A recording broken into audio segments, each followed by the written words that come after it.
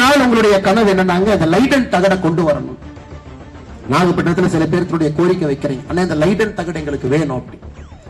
ஒருவேளை நம்முடைய சகோதர சகோதரர் என்ன லைடன் தகடை பத்தி என்ன பேசுறீங்கன்னாங்க, நாகப்பட்டினத்திலிருந்து ஒரு சரித்திர புகழ்மிக்க ஒரு தகடு, ஒரு செப்பு தகடு இன்னைக்கு இங்க இல்லைங்க. அது எப்பவோ நெதர்லாண்ட்ஸுக்கு போயிடுச்சு.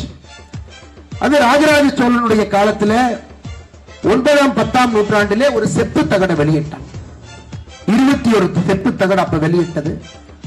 அதுல 5 செப்பு தகடு சோழ பாரம்பரியத்தினுடைய வாரிசுகளை குறிக்கிறாங்க சமஸ்கிருதத்தில்.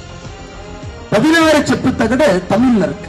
அது என்ன இருக்குன்னாங்க, கடாரம் போய் நம்ம ஆளுங்க சோழ பேரரசு கடாரம் போய் ஜெயிச்சுட்டு வந்தாங்க.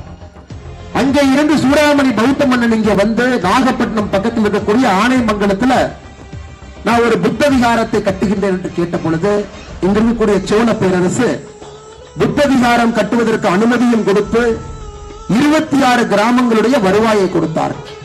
அதை இந்த 16 செப்பு தகடுல ஒரு அக்ரிமெண்ட் போட்டிருக்கிறாங்க சோழர்களும் அங்கிருந்த கடார அரசு.